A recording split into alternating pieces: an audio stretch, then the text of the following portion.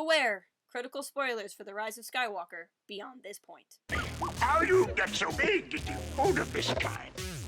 Once upon a time, in a faraway land, there was a poor girl who lived in a ruined kingdom. A dragon had come and destroyed her world and others. All lived in fear of the darkness of that dragon. Then the girl met some friends. She learned of the fight against that dragon, a fight she feared, for she waited for a family, one to love her and to tell her who she is. But then, as she helped her friends, she learned that maybe she could have a family elsewhere. On this journey, she met her knight. This knight was mean and cruel, but beneath all of that beat the heart of a good man. For this man had been corrupted by the dragon, and now served what he should have slayed. But the girl took heart. She would save the knight, so that he could save the kingdoms from the dragon. Except that knight did not want to be saved. The girl grew hurt, angry, and afraid. Her heroes fell away one by one, and no one came to tell her who she was. Then she learned that she could be the knight to slay the dragon, that she needn't wait for someone else to come and do it for her. So she sought to learn the ways of the light, the ways to stop evil, the ways to defeat all that would come against her. But on her journey came a terrible truth. She was not just a girl, she was not just a knight. She herself was a terrible dragon. So here we are on the other side of Star Wars Episode 9, The Rise of Skywalker. And it kind of shook the galaxy with this revelation. Not just that Rey is Rey Palpatine, but that Rey is anybody but Rey at all. And it has led to some very interesting conversations. For the sake of this video, I'm not really going to talk about whether or not this was the right decision or the wrong decision. It's the canon decision. Rey is now Rey Palpatine, who has taken on the name Rey Skywalker, and it is in this context that I will discuss who she is as a character. See, I'm seeing a lot online that people wonder, who is she now? You know, that had been Rey's journey for so long. Who is she? Who is the girl? For a few years now, we've assumed that she was just Rey. But is that wrong? Has that been disproven? Are we now subject to a character who's a puppet, a shadow of her former self? Or is there still strength in her story yet to find? I really think it's the latter, and I want to kind of make my case to you on the beauty that is the story of Rey Palpatine. Let's go through the sequel trilogy up until this point. It might seem like it would be a little bit different now in a different context, but still, let's take time to look at the journey that she's going through in these movies. In The Force Awakens, it's about her awakening. It's about her learning that she can leave Jakku, that she could go and find family. She doesn't need to wait anymore. She doesn't need to stay anymore. She's fighting this fear of leaving. But it's not just a fear of not having a family, it's a fear of not having an answer. See, yes, her family is important to her, obviously. But her family is also the only ones who can tell her who she is, or at least in her own mind. If she misses her opportunity to find her parents, she misses her parents, but she already knows how to function. They're this hole, they're this gaping emptiness, but they are also something that she has learned to live without up until this point. It's more than wanting a mom and a dad, and it's certainly wanting a mom and a dad, and I'm not dismissing that, but there's more to it. It's this, I want to know who I am, and her journey is still the journey that all of us are on. All of us can relate to wishing we knew who we are, and I certainly can relate to the idea of waiting around for somebody to come and tell me who I am. It would be so much easier if somebody would just poof into existence and be like, hey, you're this, and you need to go do that, and you don't need to make decisions anymore, you don't need to search your feelings, you don't need to come to terms with any kind of truths. I'm going to tell you who you are, and that's who you are, and you can go. And that's so tempting. And that's what Rey wants, as much as she wants a family. It's this duality. Yes, she wants a family. That's why Finn matters so much to her. That's why this connection she has with Kylo/Ben becomes so important to her. It's why she looks for Han and Luke, looks to them for answers. It's that, but it's also the answers. And it's these two things that she needs so badly in her life. These are the two big points. I think a lot of people like to talk about Rey and family and lineage as if it is this one thing, and that because she has this found family, that's all she ever needed, and that answers were never a part of that. But it's really both. And I think you miss something about her when you don't realize that it's both. So The Force Awakens, to take a cue from the title, is this awakening. It is this her going, oh, I can go in search. I can go and look for answers. I don't have to sit and wait for someone to come and tell me.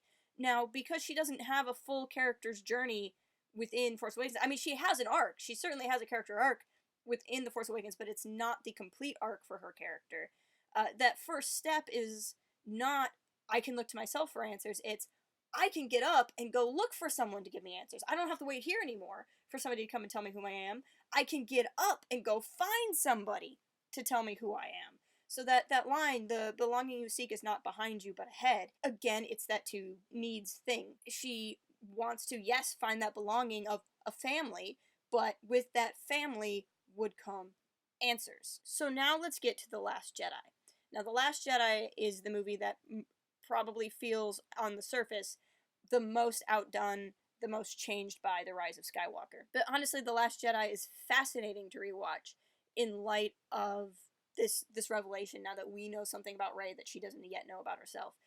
The point of The Last Jedi is Rey learning to stop looking for answers, to stop in other people, for her to stop looking for answers in other people, for her to stop looking for answers in Luke, for her to stop looking for answers in Han before Luke, and when she gives up on Luke, to go find answers in Ben Solo. It's the end of the movie when Luke is facing down Kylo and he says, you know, the rebellion is reborn today, and I will not be the last Jedi. It goes to Rey, and she's lifting rocks, and like that's the moment she looks as she lifts the rocks in the air, and there's this smile on her face as, I can do this. I can be the hero. Ben's not gonna do it yet. Luke is doing what he can, but like, no, this is me. This is who I can be now. And I don't need another person to be that for me. This is the point where Rey realizes, you know, she can pick her family. You know, she has Finn back. Finn is always her closest friend, regardless of however else you wanted the two characters to go. She would become friends with Poe. She still has her bond with Ben, even though it's something she doesn't understand. But this is the point where she starts to realize she can be her own answer. You even look at her cave scene, and she's asking for her parents, and she just sees herself. I don't think that's contradictory to The Rise of Skywalker, because, as we will get to here in a second in The Rise of Skywalker, I still think the answer to Rey is an answer to herself. Because, yes, she's looking for her parents, but I think the Force knows what you're really asking when you ask it a question. And when she's in that cave, she's saying, please show me my parents. But what she's really saying to that cave is, please show me who I am. Show me my answers. And her answer is still herself. And the answer in The Rise of Skywalker is still herself. That doesn't change. I think it's important to note about Rey, a character trait with her, at least, and maybe this is me projecting on her a little bit, but the way I kind of see her is, I don't think she doesn't believe in herself. I think Rey understands she's powerful. She is not a woman that has been told she's not powerful and she can't do things, and she has to overcome unbelief. That was never her character trait. Overcoming unbelief was Luke Skywalker's character trait, but it was never Rey's. Rey has so much belief. That's why when she learns that the Force is a thing, and she learns that she can touch it, in The Force Awakens, she's doing Jedi mind tricks, because there's nothing holding her back. She has not been conditioned in any way to not believe. And I think she can feel her own power, and I think that's what she's afraid of. In The Rise of Skywalker, she says who she is what she's most afraid of. The Force Ghost of Luke asks her if that's because she's a Palpatine. And it's kind of brushed off that way, but I think it's deeper than that, because I think her fear of herself was there long before she knew who her grandfather was. I think she was always kind of afraid of who she was.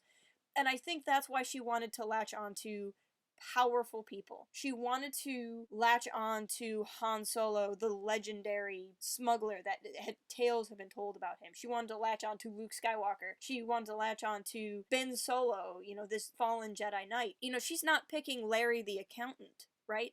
Like, for somebody who just wants a family, she could have found somebody at the Resistance base who just had lost another member of their family, and they could have been family, and she was fine. You know, she she could have found a family. She's really shooting for the stars as far as, like, adopt me goes, right? She's picking the big names. I think she wants to find somebody who has this big meaning, because if her meaning is, I'm a Skywalker, if her meaning is, I'm a Solo, it explains this power within her, and she doesn't have to be afraid of it anymore. You know, she's not afraid of her own inadequacy. At no point is she like, I'm not gonna be able to do this. I mean, you see her in The Force Awakens, she's like talking herself up. I can do this, I can do this, I can do this. Like, she knows how to believe in herself. So that's never really the problem. So then you get to the Rise of Skywalker. Rise of Skywalker brings in this big deal because she's the granddaughter of the former Emperor. Now, it's not like she would have super intense knowledge of the Emperor, but, you know, she's been palling around with the Resistance for a year. She would have had time to look into things. She would have been reading Luke's journals. Well, I don't think they're Luke's journals. She would have been reading Luke's books, and presumably Luke has, like, annotated them. But, like, studying what Luke would have known, learning from Leia, and just general galactic history. She would know who Palpatine was. She would be aware. This is, you know, he's not a secret just because she didn't get Christmas cards from him every year, or Life Day cards from him every year. So if the first two movies were about her realizing she has these questions, looking at others for these questions, and then realizing that she herself has to be the answer to this question, and that's what the Force is trying to explain to her, and that's what the Force is trying to prepare her for, now we get to the Rise of Skywalker, and it's kind of like, she did what she was supposed to do. She did her chores, right? She overcame this trial and found herself, but she still wants that answer. There's still something gnawing in her. Now, I think part of it could be she remembers her parents. She remembers more than she lets on. She never knew her last name because her parents probably never told her her last name. There's probably this nagging sense that there was something she was never told in her whole life by her parents, and she still wants to know what it is. And she gets that answer that it's Palpatine. For me, what I think is so intense about that revelation is she is given exactly what she wants. She has spent 2 movies looking for who she is. She went through this trial to accept herself for who she is and to stop running after a new person at every twist and turn and, like, try to learn and accept who she is. And then she gets her answer, and it's a terrible, terrible, terrible truth. In some ways, it's even more terrifying than Luke finding out his father was Darth Vader, because her grandfather is the guy who created Darth Vader. He is the guy that conquered the galaxy. He is the Star Wars equivalent of the devil, and she has to deal with what this is. But on top of that, then say, this is the man who killed my parents. So these people that she's been fixated on for years, her whole life, were murdered by the only family that she has left, and she has to deal with this, and what she's going to do with this. And I think there is a moral here. It's easy to mourn losing the moral of you don't have to be related to someone famous to matter, because that is a very important thing to learn. But in Rey's case, it's something different now. But it's not something less valuable. For Rey, she learned the lesson of sometimes you chase the thing that you think is going to help you. She was chasing answers to who she was, and if she'd kind of just stayed at, I'm going to be enough, she never would have had to learn this terrible truth. But Kylo then brings to her the answer, and the thing she sought for years, the thing she wanted the most, the thing that she thought would bring her the most peace, the most happiness, the most assuredness, is the worst thing that could have happened to her in her entire life. Being related to Palpatine is terrible. It's a burden. It is something she now has to grapple with, where before it was nebulous. Now, because this was such a 180 from what people were expecting 2 years ago, it's easy to look at this and kind of jump to some conclusions. That what the movie really is saying is that you have to be related to someone to matter, and that suddenly the most important thing about Rey is that she's the daughter of Palpatine. That's not what the movie is saying at all. Leia hugs Rey at one point and says, never be afraid of who you are. Luke, when she talks to him as a Force ghost, is explaining to her that she doesn't have to be this person. She doesn't have to be what her blood is. To me, the story isn't you need to be a Palpatine to be important. The story is you can be you regardless of your blood. It doesn't matter if you're a nobody or if you're the worst buddy. You can still be you. You can still pick who you are, in the same way that You can be somebody that comes from such great people like Ben and still fall. He came from the more privileged life and lost his way. So it's this idea that you still have this agency in who you are, whether or not it's good or neutral or terrible. Really, at the end of the day, in The Rise of Skywalker, her lineage, the important part of that is the bond, the dyad she has with Ben, which I'm not going to get into this video too much because I want to do a video specifically on Rey and Ben and their connection. I'm going to do a video specifically on Ben and then do one on their connection. So I'm not going to dwell on that too much, but her genetics, her lineage matter to the degree that it links her to Ben. But that link to Ben doesn't necessarily mean she's the one that's going to save the galaxy. Her bloodline is what ultimately makes her important to Palpatine for him to seek her out, but that doesn't necessarily mean she's going to be the one to save the galaxy. If anything, her blood puts her in danger and creates all these problems for her, but they're not the reason why the day is saved at the end of it all. See, if we look at Rey, Rey's had this hard life. She's been alone for so long. Yes, she remembers her parents, and to some degree she probably had parenting for the first couple of years of her life, and it was, if we want to assume, really kind and loving and good, then she would have this goodness instilled in her from her parents. But she's been living on her own in indentured servitude for years, and anyone else that could make you bitter, that could make you cynical, that could make you want to hate the world, and instead Rey is so pure. Rey is loving. Rey stops to help BB-8 when he's stranded in the desert. Rey has these good qualities, and if everything important about Rey comes from her grandfather, she sure as heck didn't get compassion from him. Rey's force powers may be genetic, but Rey's true power, her belief, her love, her motivation, her passion, all of that is Rey. That is Rey finding that in herself in a desert with absolutely nothing. Everything that is important about Rey comes from her, and every important decision she's put into because of her bloodline, she still makes because of herself. Luke tells Rey that Leia knew she was a Palpatine the whole time and chose to train her anyway because of her spirit, because Leia saw who she really was. And Leia, as the daughter of Darth Vader, who had become a political pariah because of her connection to Vader, would certainly feel sympathetic to a girl who wouldn't want to be known for her family and for her bloodline. So everything we're told about Rey that's really important to her is Rey. I mean, even in The Rise of Skywalker, when we see her healing that snake, she says, she takes some of her life force and puts it into a snake. It's a snake! Who wants to heal a snake? She could have easily fought the snake with her lightsaber and killed it, but instead she healed it.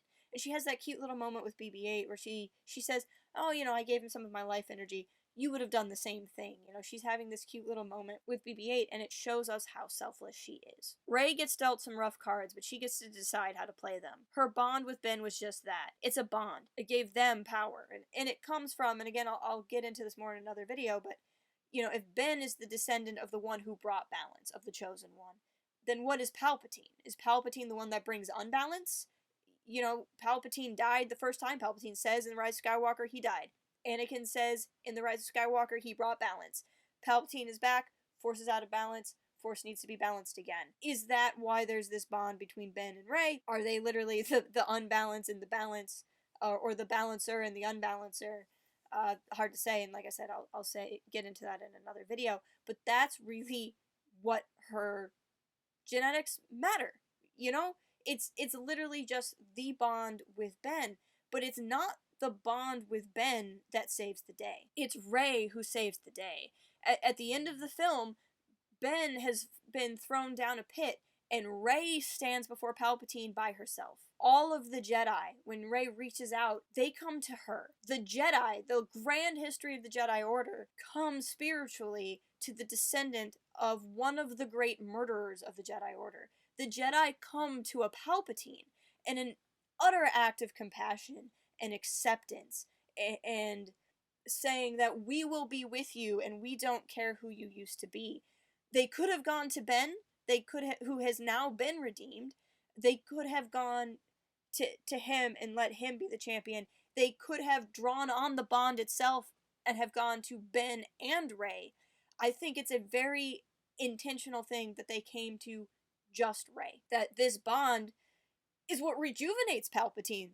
Palpatine becomes more powerful. If anything, everything gets harder because of the bond. But Rey, because of the Jedi, saves the day. It's Rey's own power and Rey's own connection that overcomes Palpatine's power. It is not that she gets power from Palpatine. It is not that he explains her powers. It is not that she needs Palpatine to have any kind of powers. It is that her own power is such that it overpowers Palpatine. That who she is as a Jedi is bigger and stronger than her bloodline and than her lineage. And if she was a nobody, if she had no lineage, then who she was as a Jedi would be infinitely larger, because there's nothing there for the Jedi to be larger than. But to have this giant burden of being the descendant of the space devil, outshone by her relationship with the Force, with the Jedi, and with who she is at her core, the selfless, pure, ever-believing, ever-continuing to fight woman that she is, that's what outdoes Palpatine's power. She does not draw on her power. You know, she had fought with her own power and was defeated by Palpatine. Palpatine has drained Rey of every part of herself. She is lying on the floor limp, unable to do anything until she contacts the Force and the Jedi. That is the power that is in her. That is the power that chooses her. That is the power that comes on her. At the end, when she faces Palpatine, it is not her DNA. It is not her parentage. It is the Force. It is the Jedi choosing her because she has done the right things to commune. And I don't mean right things as like the checklist. I mean, she has communed. She has let go of herself. She is selfless.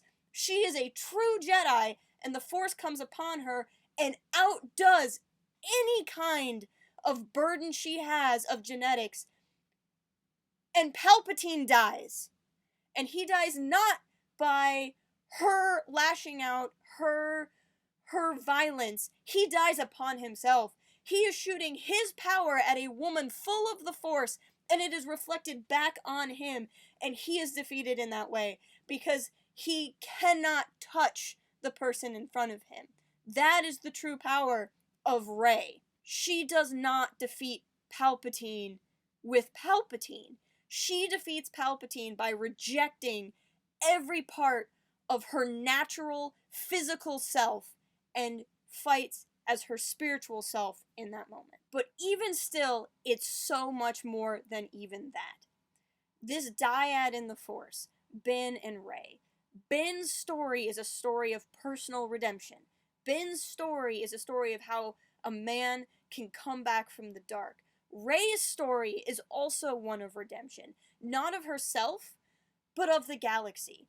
Rey is a purifier. Rey is a cleanser. She's still human. She still nearly falls. She still nearly succumbs to the pull of the nature of her flesh, that dark-seated stuff that would come from Palpatine. When she learns that her grandfather killed her parents and she has this burden of past sins upon her shoulders now, she almost falls, and she attacks Kylo, and in the middle of Kylo's own redemption, his own journey back to Ben, when he is stopped, when he's not fighting, he's defenseless, Rey stabs him with his own weapon. And I think it's important that she stabs him with his weapon and not hers. This idea that she's kind of killing him with his own nature. But then, as Leia dies in her act of redemption and atonement for them, which is, again, something that's for another video, Rey stops and realizes what she's done. And in this moment, she heals Kylo. And as she heals Kylo, as she heals Ben, he's kind of in this transitional period. She heals him of his wound, but his scar goes away too, the one she gave him. And suddenly he is a man without the scars of the past. She is not only healing him in that moment, but she is cleansing him of what was on him before. In the same way as she's the one who's kind of responsible as Palpatine dies, she's cleansing her own line. She's cleansing his legacy. She, as a Palpatine, even though she's not claimed the name, she is one, stops his dark, terrible legacy from continuing on and cleanses that. I think it had to be this person from his line to do that in a way, because then, even though he would never take that act of redemption or atonement, somebody from his line, somebody from his legacy doing it is what makes it stick, is what makes it work this time, because it is really a part of himself that is stopping his evil acts. So in what she's doing, by denying the continuation of Palpatine, both by being a party to his death and by refusing to keep the name, she is ending the terrible scourge on the galaxy that is the legacy of Palpatine. Similarly, taking the name Skywalker. At the end of this movie, all blood Skywalkers have passed. Luke, Leia, and Ben have all gone on. Shmi has gone on. Anakin has gone on. Their legacy is one of basically wrecking the galaxy. The family has systematically caused all of these problems. But Rey, now, this very pure, very light being, this person who has just stopped the scourge of Palpatine, can take on the name Skywalker, and now the name Skywalker can be what it was always meant to be. That no longer is it a name that belongs to people who have fallen away from the light and launched the galaxy into darkness, but rather she has ended the true darkness and now takes on the name of the light to continue on and let that legacy be what it finally is. The Palpatines are dead in name but continue in blood. The Skywalkers are dead in blood but continue in name. And Rey is this one singular being that now bears the weight of the entire galaxy on her shoulders, but she does it not by being a Skywalker and not by giving in to Palpatine, but by being her. Even if she takes the last name, at the end of the day, she took the last name. She decided, she chose it. It's not an act of, I want to be named after the cool kids. It's an act of mercy. It is a mercy for her to take on the name Skywalker and to not let the name of Skywalker die. It will always continue on in her, as the family was always supposed to be for the galaxy. Because of who she is. Rey is special because she's Rey. I mean, that's it. That's really it. She still is her. She's not a different person now. Imagine knowing a person in real life that you didn't think was related to anyone terrible, and then you found out they were related to someone terrible, and then you're like, well, I can't be your friend anymore because now you're related to this awful person. I don't want to do that to Rey. I don't want to reject her now because she has this legacy that she has dealt with, that she faced and overcame.